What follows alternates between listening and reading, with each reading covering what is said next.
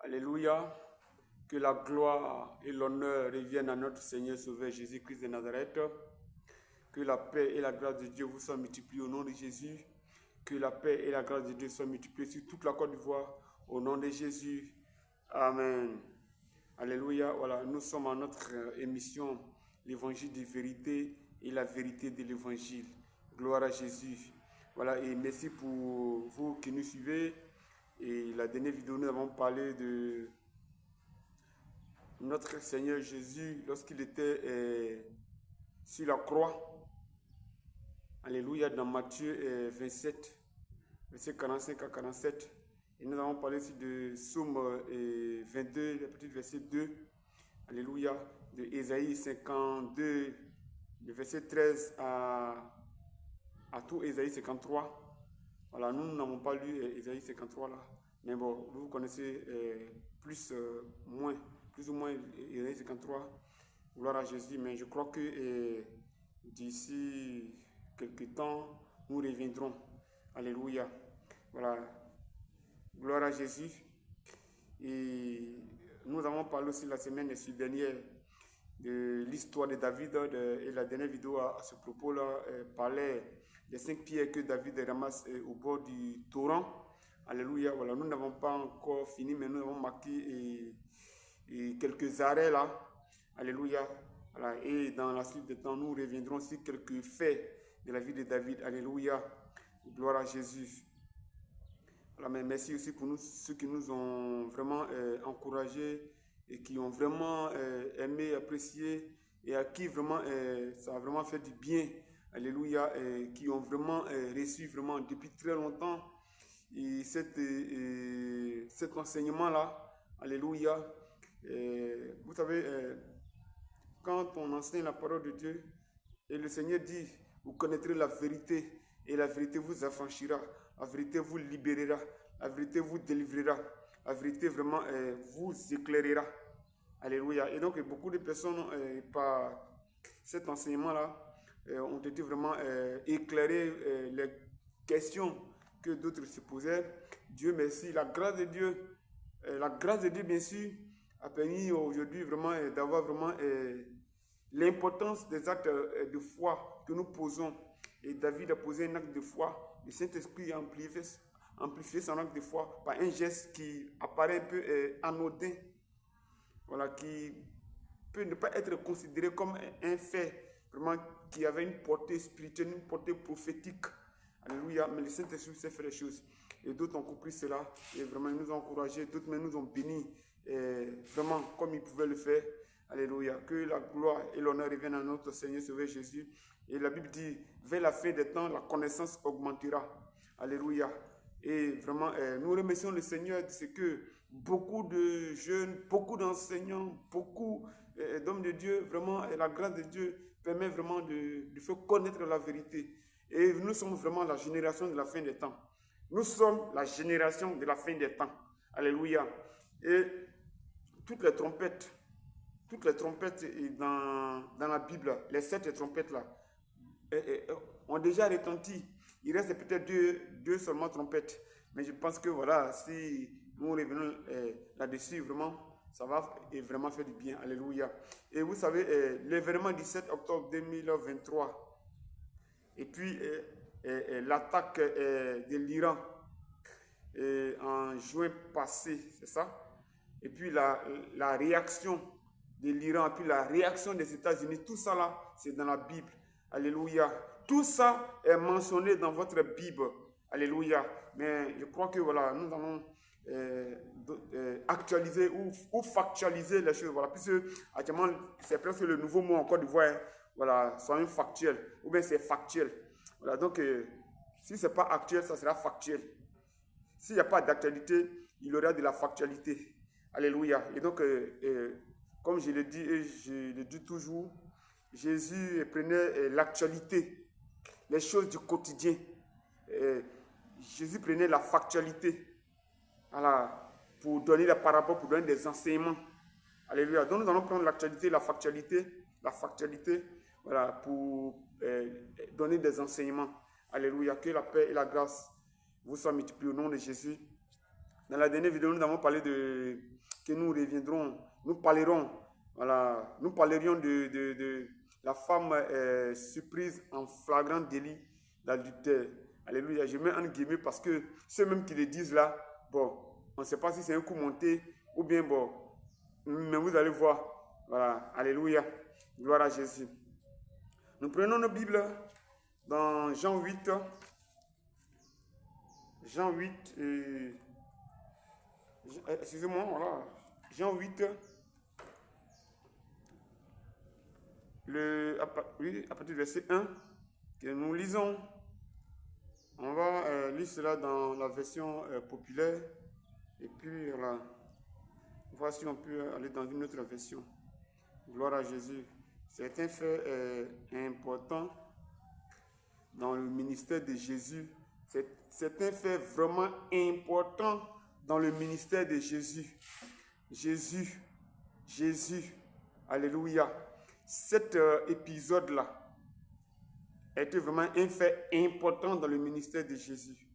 Alléluia. Gloire à Jésus. Ça allait mettre le ministère de Jésus.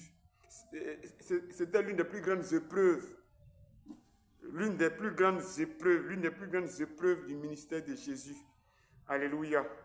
Mais comme c'est Jésus qui le faisait de loi, comme c'est Jésus qui est la parole de Dieu, qu'est-ce qui peut éprouver Jésus?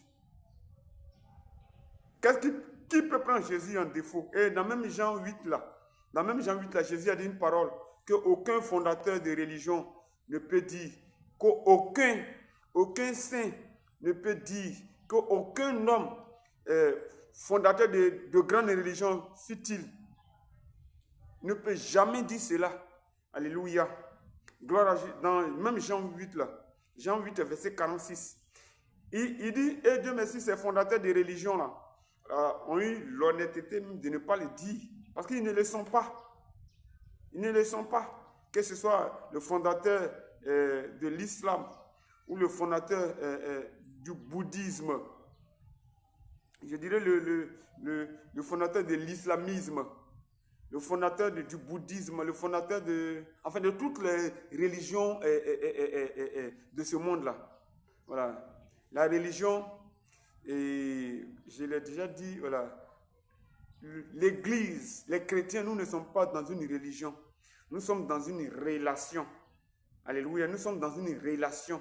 Et nous sommes dans une relation, nous sommes dans une personne.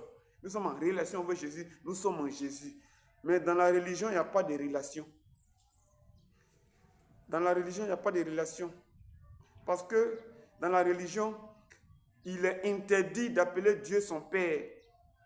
Voilà. Dans la religion, il est interdit de dire que Dieu est son Père. Voici pourquoi il était vraiment inconcevable, inadmissible pour Jésus de dire que Dieu est son Père. Et c'est l'une des raisons principales, les chefs d'accusation principale de l'accusation de Jésus. Ça veut dire qu'en religion, il n'y a pas de relation. Si vous êtes dans une religion, vous n'êtes pas dans la relation, vous êtes séparés de Dieu. Mais si vous êtes en Jésus, vous êtes en Christ, vous êtes en Dieu, Dieu est en vous. Alléluia. Il est merveilleux d'être un enfant de Dieu en Jésus-Christ. Gloire à Jésus.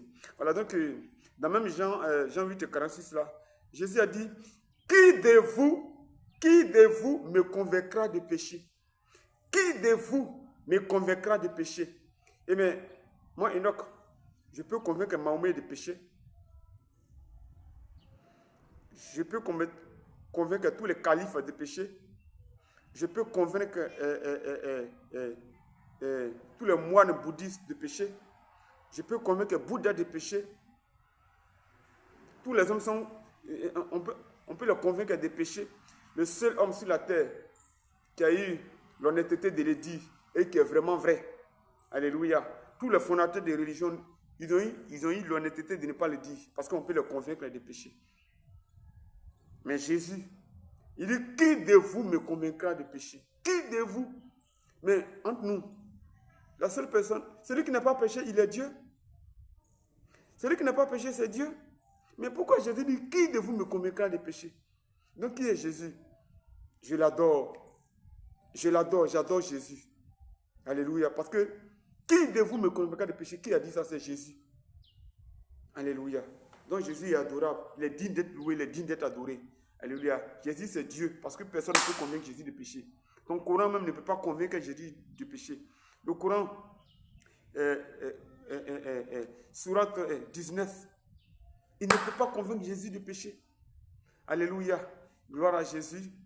Voilà. Et donc, je lis la parole de Dieu dans Jean 8, verset, à partir du verset 1, il est écrit, gloire à Jésus. Jésus se rendit à la montagne des Oliviers. Mais dès le matin, il alla de nouveau dans le temple et tout le peuple vint à lui. S'étant assis, il les enseignait. Verset 3, c'est là que ça commence. Alors les scribes et les pharisiens amena une femme surprise en adultère et la plaçant au milieu du peuple, il dit à Jésus, « Maître, cette femme a été surprise en flagrant délit d'adultère.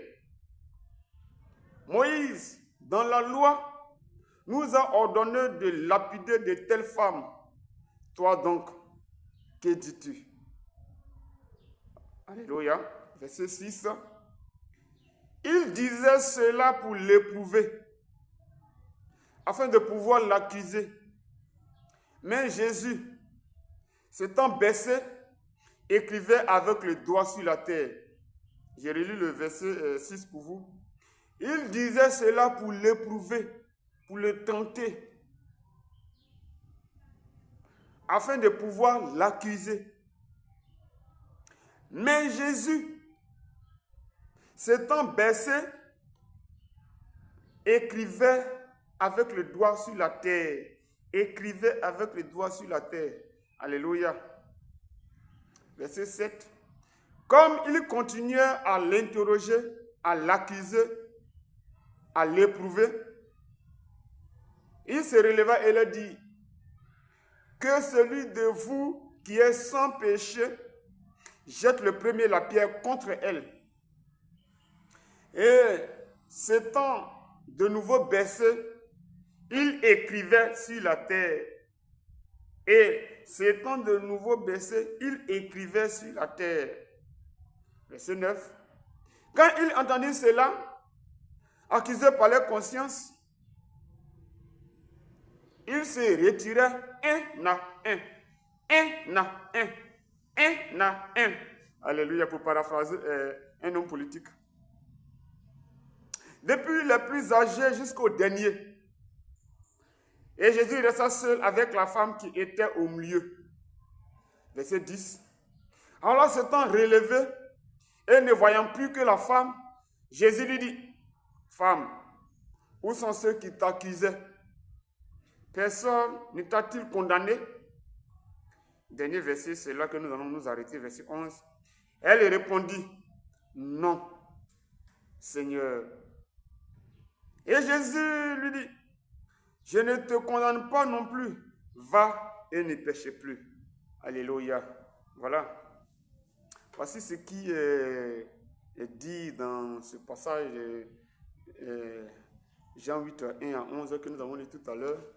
Alléluia. C'est l'histoire d'une femme, on va dire quoi? Perverse, non? Voilà.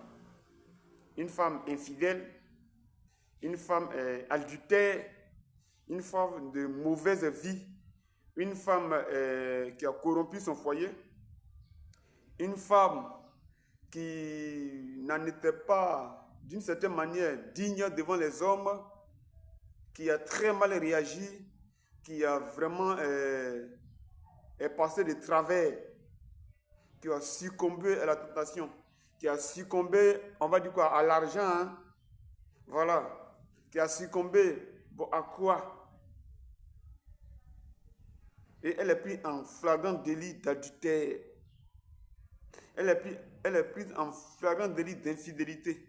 Elle est prise en flagrant délit vraiment de cauchemar. Vraiment, c'est désagréable, c'est nauséabond, c'est horrible. Voilà, c'est horrible. Et on la prend sur ceux qui l'ont pris là. On pouvait la lapider sans l'envoyer devant Jésus. Et comme le verset le dit, ils l'ont fait pour accuser Jésus. Ils l'ont fait pour pouvoir accuser Jésus. Ils l'ont fait pour éprouver Jésus. Ils l'ont fait pour mettre Jésus devant les faits accomplis. Ils l'ont fait pour essayer de voir est-ce que Jésus allait violer la loi de Moïse et puis ça allait précipiter sa condamnation à mort. On allait accuser Jésus pour dire voilà, et il ne respecte pas la loi de Moïse, il ne respecte pas la loi de Dieu, il valide l'adultère. Donc on l'a envoyé devant Jésus. Le verset 6 dit, il disait cela pour offrir afin de pouvoir l'accuser. Voilà, donc leur intention, et donc la femme a commis son erreur très grave. Donc, il prend cette femme-là, il envoie Jésus. Ce n'est pas dans le but pour que Jésus sauve la femme, mais d'accuser encore Jésus. Non, ça fait deux victimes, Jésus et la femme. Et donc, d'abord même, quand ils ont pris, le verset dit quoi? Le verset 5, le verset 4.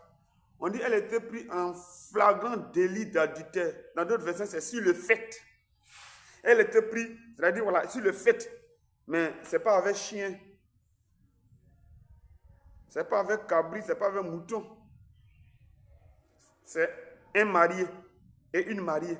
Donc le monsieur, soit il était marié, et puis, ou il était célibataire, mais la femme, en tout cas, elle était mariée. Voilà, la femme, elle était mariée. Mais peut-être que c'est le monsieur qui n'était pas marié, ou bien peut-être que le monsieur n'était pas marié, mais c'est la femme, elle était vraiment mariée. Puisque, voilà, alléluia. Donc, si elle a été prise sur le fait, en flagrant délit, la main dans le sac, elle n'était pas seule. Alléluia. Mais l'homme là, lui, il est où? Le monsieur là, il est où? Et puis, c'est la femme qui est amenée devant Jésus. Et donc, si on veut un peu plus déballer, je me dis quoi? Est-ce que le monsieur là, ce n'est pas l'un des gars de ce groupe de personnes là? Est-ce que le monsieur là, ce n'est pas peut-être un scribe? Est-ce que le monsieur là, ce n'est pas peut-être un souverain sacrificateur? Est-ce que le monsieur là, ce n'est pas un pharisien? Est-ce que le monsieur là, ce n'est pas un membre du Sanhédrin? Les 70 membres du Sanhédrin là, est-ce que ce n'est pas l'un d'entre eux? Est-ce que ce n'est pas un rabbin?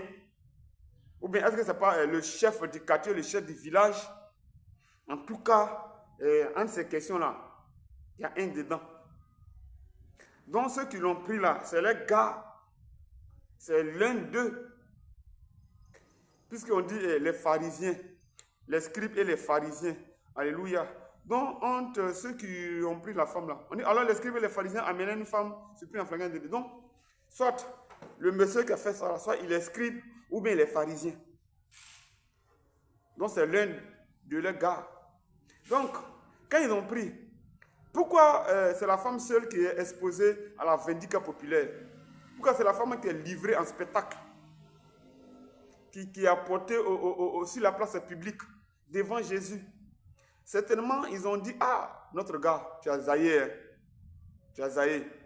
Mais comme tu es notre gars là, ah, si on a fait ça, ça va jeter un discrédit sur le corps du Sanhédrin, ou ça va jeter un discrédit sur tous les pharisiens, ou ça va jeter un discrédit sur les scribes. Et ça va créer vraiment un grand tollé dans le pays, dans la ville, dans la capitale Jérusalem. Et ça va mettre mal à l'aise vraiment le clergé. Ça va éclabousser le clergé. Donc, pour arranger cela, comme les Ivoiriens le disent, le linge sale se lave en famille. Donc, nous, on va arranger cela, mais elle, là seulement, elle sera livrée à la vindicte populaire. Elle sera livrée en spectacle. Et puis, on va profiter de ça même pour accuser même Jésus lui-même. Donc, certainement, ils ont fait un arrangement pour dire, ah, c'est nos gars, mais il faut t'éclipser, il faut gagner temps. Voilà, c'est que bon, ça, après, on va on va se retrouver pour te donner cocotta, puis tu seras assis. Voilà, on va te donner conseil assis. Mais là, il faut t'éclipser. Bon, on peut penser ça. Et puis peut-être même que c'est ça. C'est pas loin d'être... voilà. Alléluia. Donc, ça là, c'est pas à négliger et on doit considérer cela. Gloire à Jésus. Et donc, on envoie la femme devant le Seigneur Jésus. On l'accuse de tout. Ce qui est aussi vrai. Elle devait être lapidée à mort. Hein. Lapidée à mort, vrai, là même. On devait la tuer sur le champ. Parce que Lévitique 20, verset 10 dit, quand une femme ou un homme sont pris en flagrant délit, les deux là méritent la mort. Ils doivent être lapidés. Ils doivent être lapidés à mort, frappés à mort. Voilà, vous savez, à l'époque, en Israël, sous la loi, voilà, c'était la lapidation qui était le moyen de punition. La lapidation. C'est quand les Romains sont arrivés là qu'ils ont veillé la crucifixion. C'est quand les Romains sont arrivés. Sinon, chez les Juifs, c'était la lapidation. Voilà. Et on a vu cela avec Étienne et bien d'autres personnes. Même Jésus, même,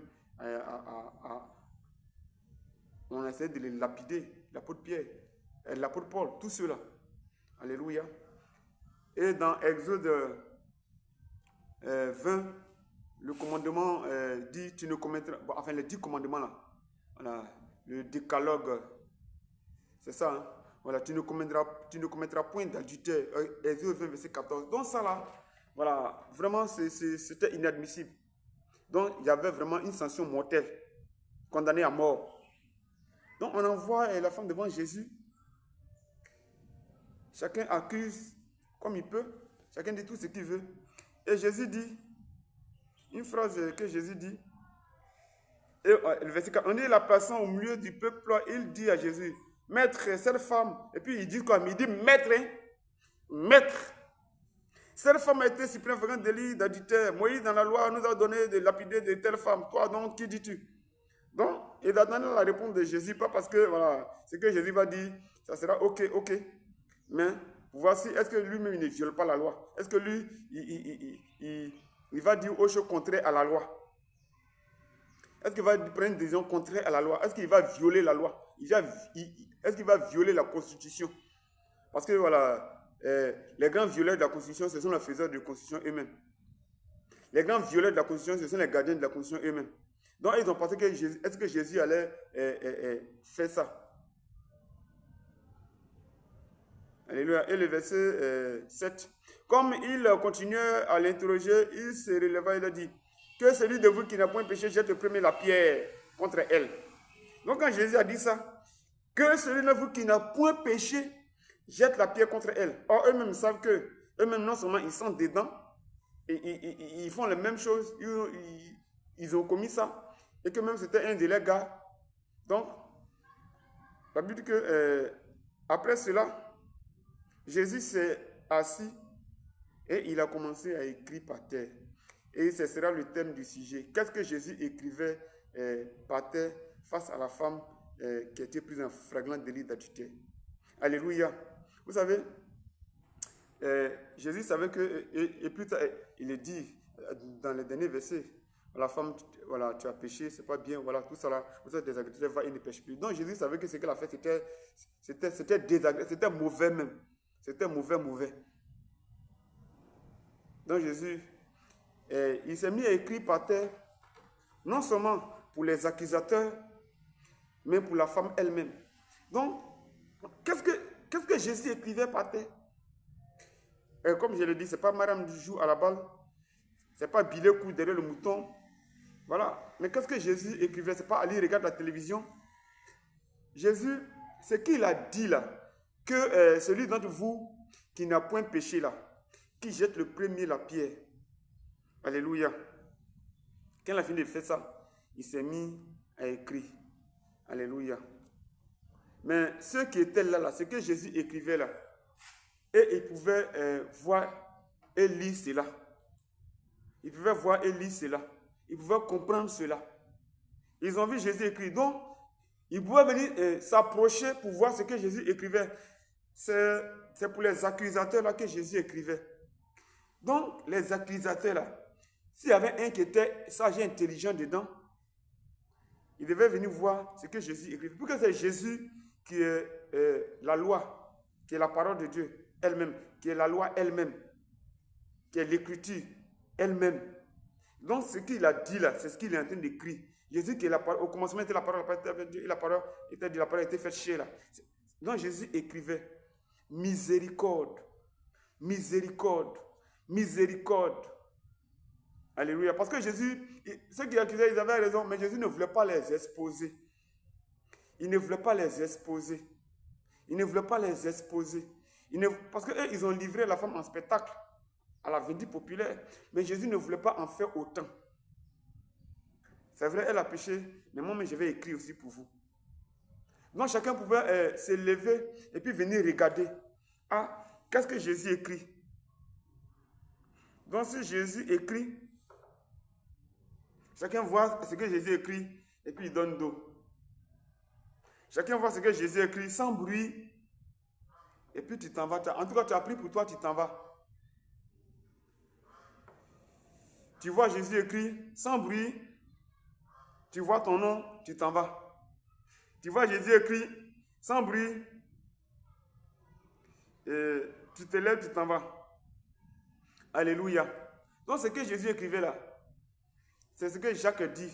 Celui qui n'a point fait miséricorde n'aura point de miséricorde. Alléluia. Nous sommes sous la loi, nous ne sommes plus... on est sous la loi, hein. Mais quand Jésus est arrivé, c'est la grâce. Alléluia.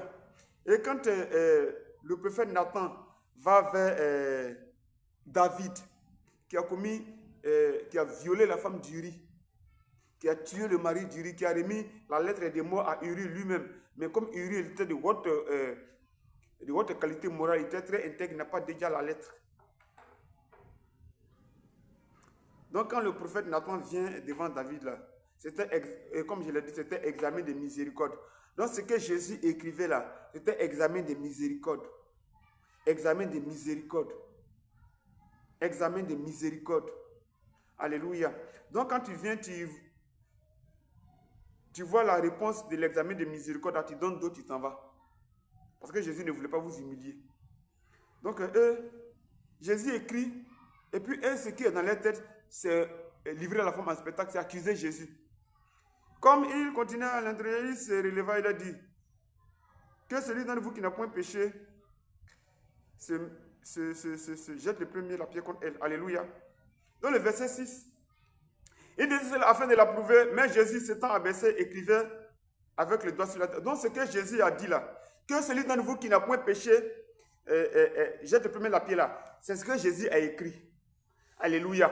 Que celui d'entre vous qui n'a point péché, que celui d'entre vous qui n'a point péché, jette le premier la pierre. C'est ce que Jésus a écrit sur la terre. Donc, mais eux, ils étaient gamés sur accuser Jésus, ils étaient gamés sur condamner la femme à mort. Parce que le verset 6 dit, mais Jésus s'étant abaissé, écrivait avec les doigts sur la terre. Et puis le verset, comme il continuait à l'interroger, il se relevait et il a dit, donc ce que Jésus écrivait là, c'était que celui d'entre vous qui n'a point péché, jette le premier la pierre. Alléluia. Jésus ne fait rien par hasard, ou bien ce n'est pas amusement, il est en train de jouer dans la boue. Non. Donc quand Jésus écrivait, toi tu viens, tu regardes, que celui qui n'a point péché, jette le premier la pierre. Mon frère, sans bruit. Tu dis, oh bon les gars, bon, en tout cas merci, oh ah, moi bon, c'est que c'est elle, et puis tu t'en vas, chacun donne d'eau. Mais ils ne sont pas approchés de Jésus pour lire ce que Jésus écrivait. Comme il continuait à l'accuser. Et quand Jésus finit, le verset, on dit, il s'est remis encore à écrire. Il s'est remis encore à écrire. Que celui d'entre vous qui n'a point péché, jette le premier la pierre. Ou bien que celui qui ne fait pas miséricorde n'aura point de miséricorde. C'est ce que Jésus écrivait, ou bien on peut sous-tendre ça. Et je crois vraiment que c'est ce que Jésus écrivait. Que celui qui n'a pas commis le péché, voilà, qui jette le premier la pierre, c'est ce que Jésus écrivait. Ou bien celui qui n'a pas point fait miséricorde n'aura point de miséricorde. Alléluia. Maintenant, quand ils ont entendu cela, la honte, chacun a commencé à quitter. Mais ce que Jésus écrivait là, tu pouvais quitter sans bruit, sans que Jésus ne dise ça. Mais voici maintenant, vous-même, vous êtes livré en spectacle vous-même. Alléluia. Donc c'est là que je voulais m'arrêter. Alléluia. Ça fait déjà 30 minutes. Donc vous êtes bénis de là où vous êtes. Vous êtes bénis de là où vous êtes. Gloire à Jésus. Merci. Nous continuons. Et tout à l'heure, au nom de Jésus. Amen.